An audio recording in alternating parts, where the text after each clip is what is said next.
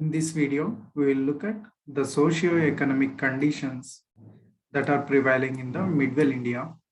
In the present scenario, when we see the UPSC questions, these are mostly based on the social and economic conditions and culture, art, architecture, books, literature, all these things are based on.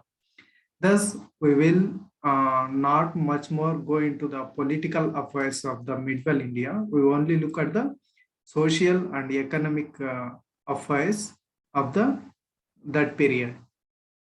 Some of the important things we will look at. The kingdom of Assam, then called as Kamarupa, and in the Midwell India, the practice of feudalism was prevailed. What is feudalism means here? The king will give a land as grant to the officers as salary for them. In return, these officers in turn pay some land revenue earned from that land paid by the peasants. That taxes will be given to the king. This system is called feudalism. This system of feudalism has been begun by the Satavahanas and the Guptas. And apart from the intern of paying the land revenue, they also maintain the law and order, these officers. And coming to the Arab conquest of the Hindustan. Firstly, when coming to the Muhammad bin Qasim, he invaded India in 1712 in the area of the Sindh and the Multan region, and he occupied here. His victory was somewhat in a minute sense, and soon he got victorious. He was put to death by the Caliphate or Khalifa, and after him, the Arabs ruled here about 200 years. They were having the tolerant religious policy by using the jizya, that means paying the tax for the religious affairs and all this. What impacts the Arab rule in India was foundation of the Islam in India, and a formal slavery system was introduced into the India. Apart from this, the Quran was translated to the Sindhi in this Sindh region, and the development of Sindhi leather according to the Arab trade needs here have been developed. This is the Arab rule in India. After the Arabs, the Ghaznavids came into play. These Ghaznavid, the principality of the Ghazni, present day Afghanistan, has been founded by the adventurer named as Alptegin. This Alptegin, who is the ruler of the Ghazni, he wanted to invade India, but some sense he did not have any interest. And his successor and his son-in-law or his slave, Subuktigin, he entered into the India and defeated Jaipal, and some area he occupied. And after him, Muhammad of Ghazni, most famous for his restless 17 expeditions into the India, and he is the real founder of the Turkish rule in India. Sorry, he is not. Muhammad Ghazni just made 17 expeditions, and one of the most important and notorious one is the plunder of the Somnath temple, which gave him a lot of treasure to make his city more luxurious. Thus, he made the Kabul very rich. And apart from this, after the Muhammad of Ghazni has been ended, some of the incompetent successors came. After this, they all failed to dominate the region. Then play into this Muhammad of Gur. This Muhammad of Gur taken into the power of the whole principality of the Ghazni and some areas of Hindustan. He occupied up to the Ganga Doab region. There in the regions of the India, he put his slave named as Kutubuddin Aibak there in India, and he went back to the Ghazni. There, with the installation of the Kutubuddin Aibak, the slave dynasty began.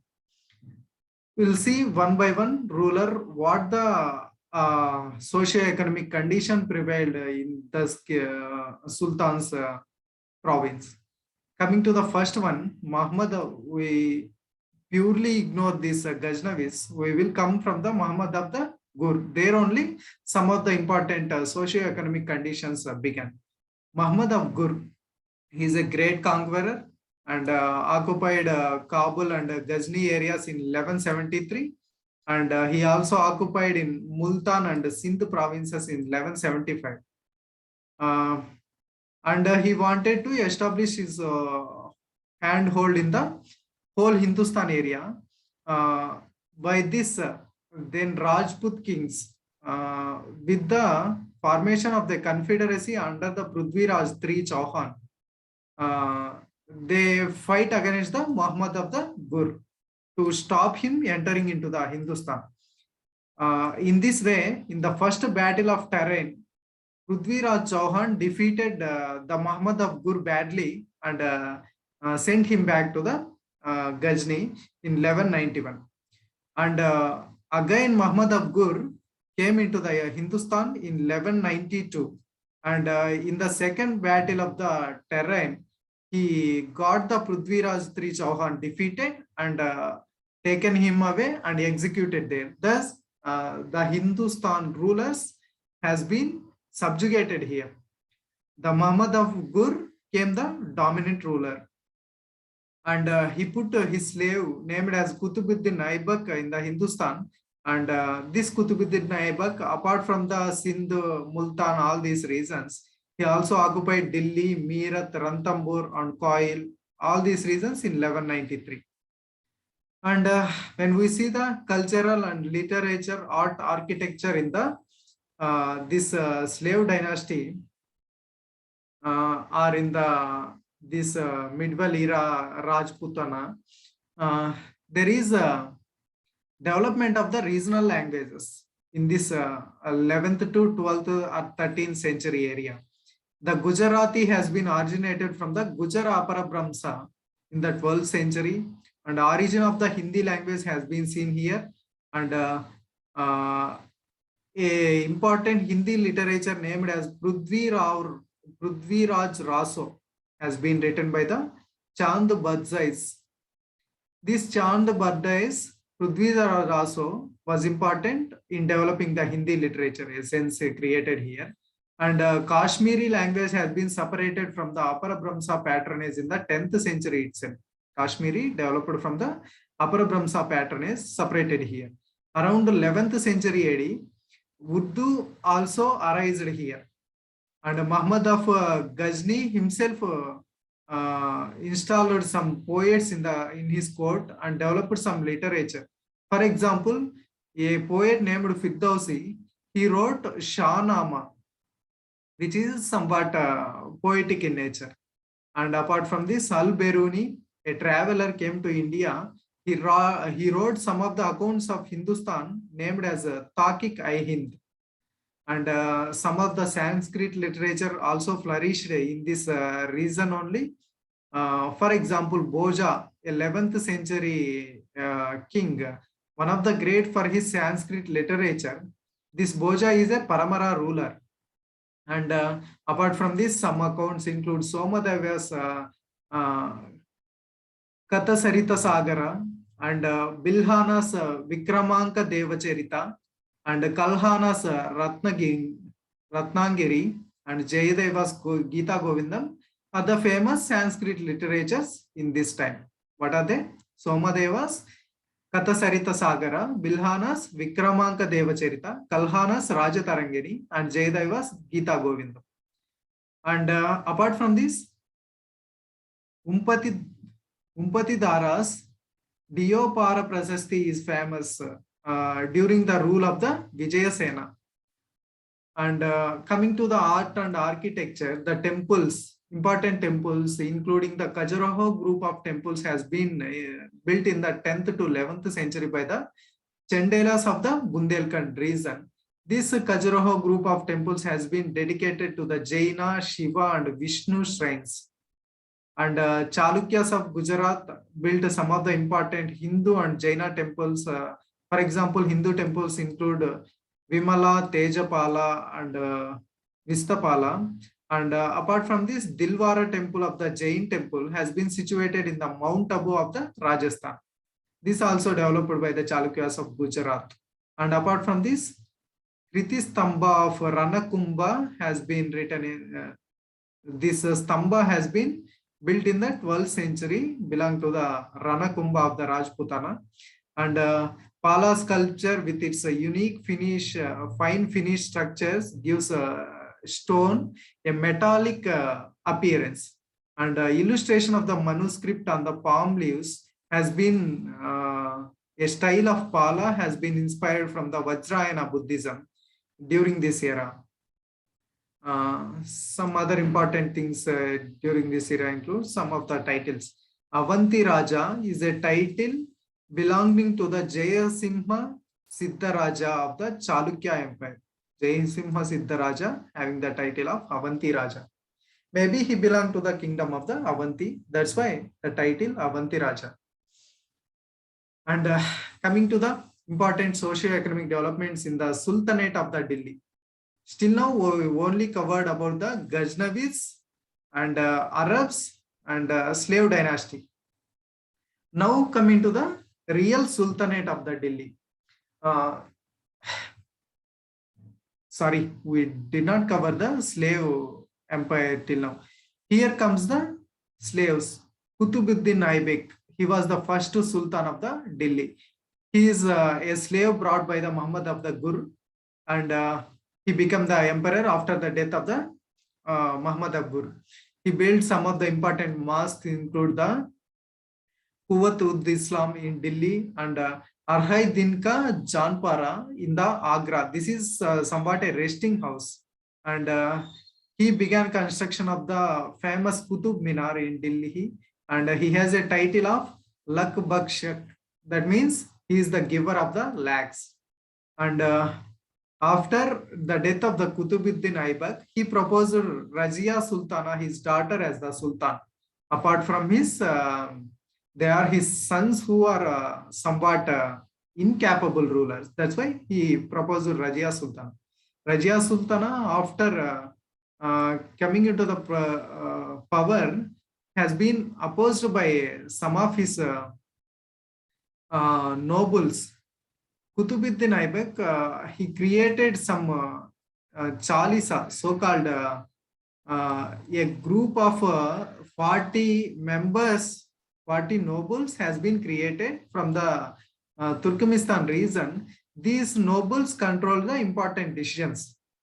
These Chalisa opposed the appointment of the Razia Sultana.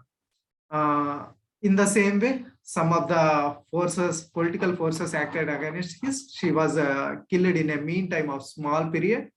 And after killing of the Razia Sultana, a slave of the Kutubuddin Aibak, Balban, came into the picture.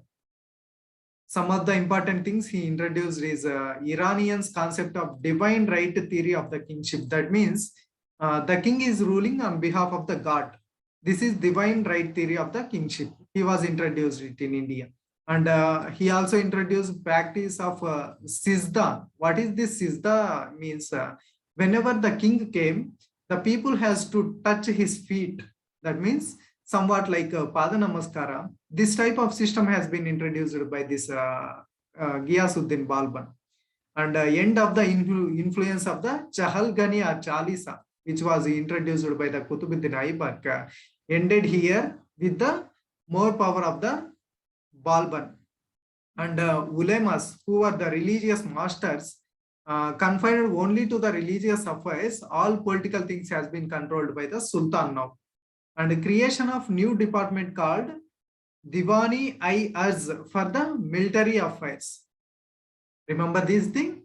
The first department put down by, introduced by the Delhi Sultanate was Department of Military Affairs. That is by the Balban. The name of the department is Diwan-i-Arz. And apart from his, he is a famous patronizer of the art. His court poet and singer include Amir Khusro, who is known as Parrot of India. He is famous for his development of the Urdu literature. That's why he is called also as the father of Urdu literature, and he is also famous for the development of the Qawwali style of the Hindustani music singing. Thus, he is also known as father of Qawwali. He also introduced ghazal style of singing into the Hindustani music. These are the important things that is developed by the Amir Khusro.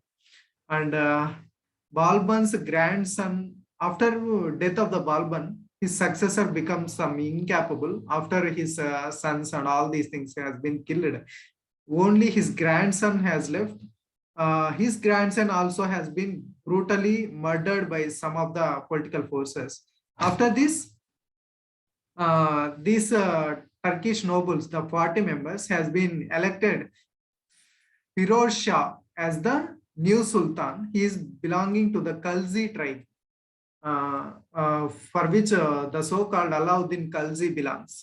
This Firoz Shah got the title named as Jalaluddin Khalji. His new name is Jalaluddin Khalji. He is a man of mild and generosity. He put down Mongol inventions, fear against the India. Some of the Mongols has been converted to the Islam. These Mongols now known as new Muslims. And his nephew's invention of the Devagiri has been very famous, which when occurred in 1294, which is the most important event. And he is the first establisher of the perfect real power of the Sultanate of Delhi, apart from not belonging to the power of the nobles.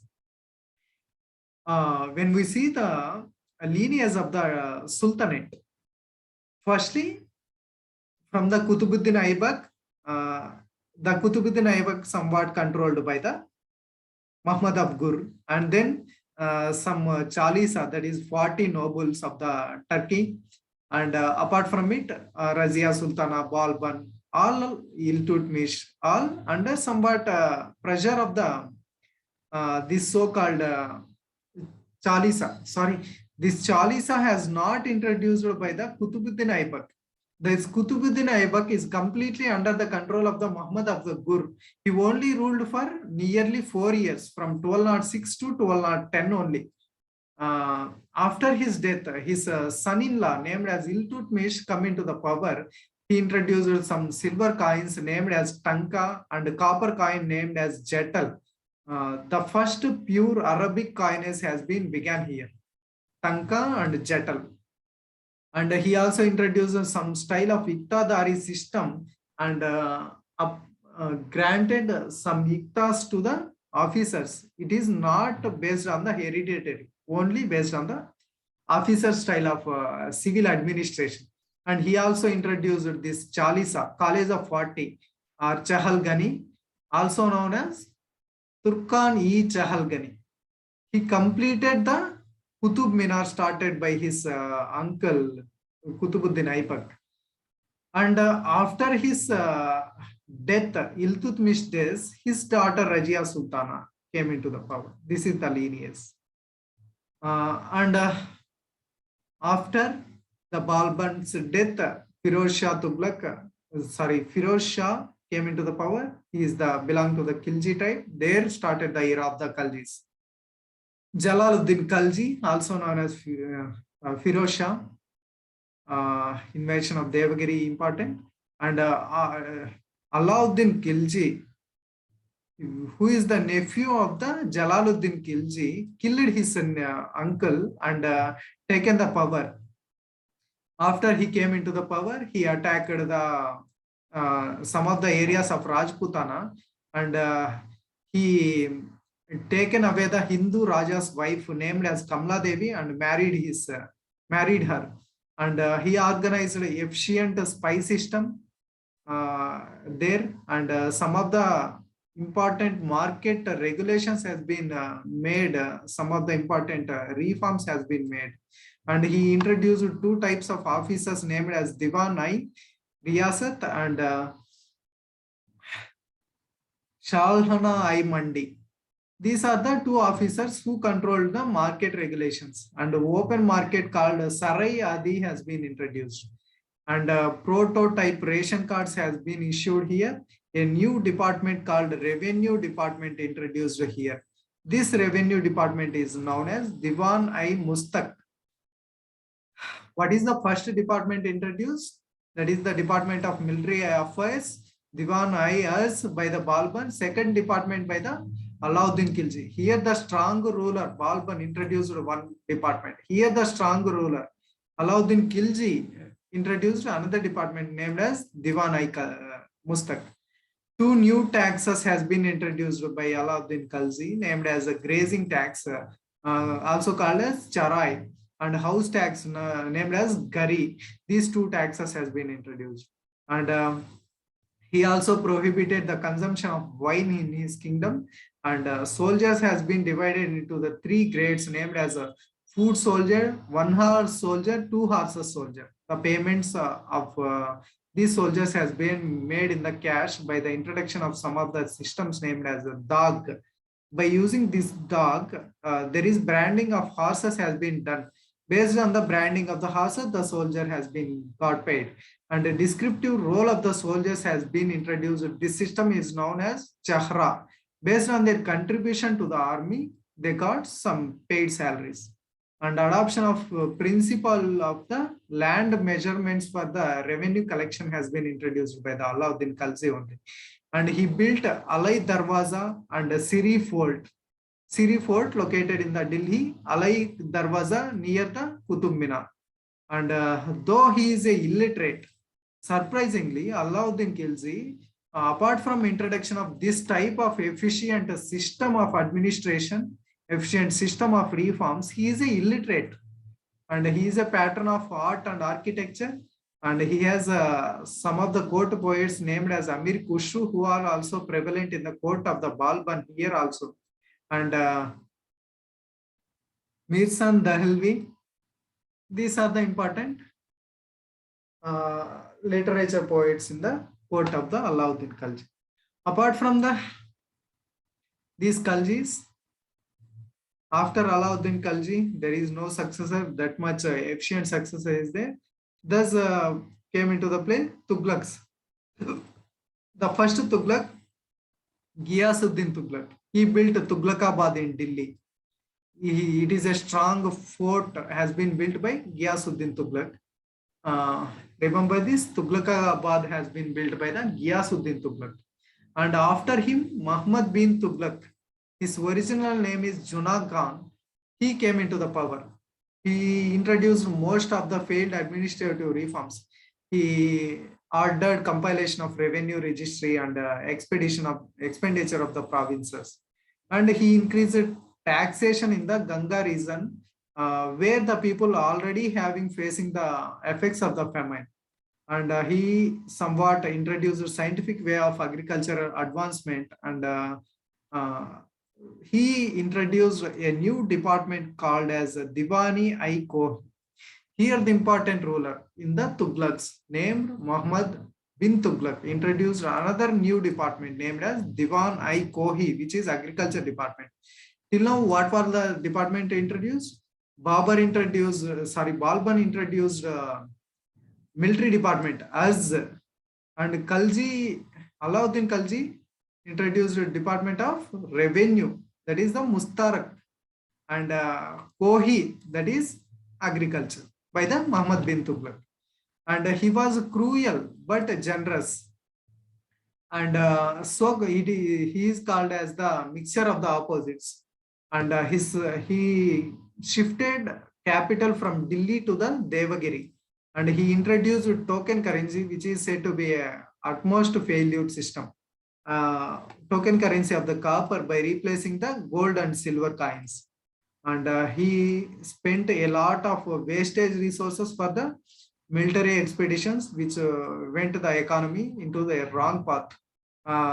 In his period only, Muhammad bin Tughlaq's period only, some of the independent kingdoms came into picture, named as Bengal and Madurai. Bengal, Madurai has been taken away from them, and Deccan states has been developed, named as Warangal in 1334, Vijayanagara kingdom in 1336, Bahmani kingdom in 1347. And he introduced gold coin named as dinar, silver coin named as adi, and a traveler named as Ibn Battuta he wrote a Safarnama. And another important blunder made by the Muhammad bin Tughlaq was this traveler has been made some important officer of the Delhi. This is said to be the another mistake done by the Muhammad bin Tughlaq by the historians. And next coming to the Firuz Shah Tughlaq. He is somewhat better than the Muhammad bin Tughlaq.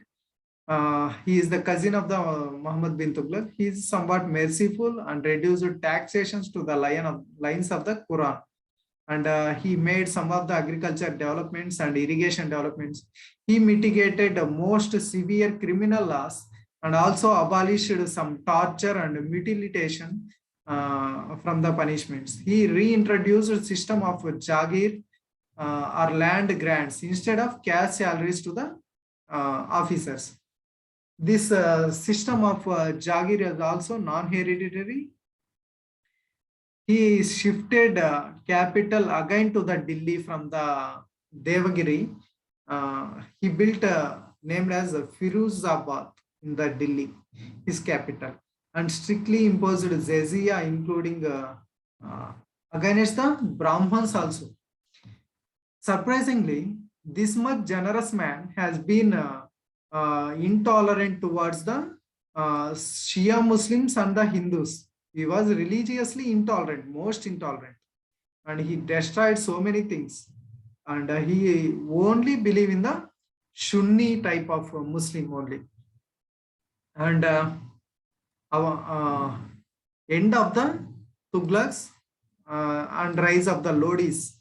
Bahlal Lodi came into the picture. After him, Sikandar Lodi came into the power.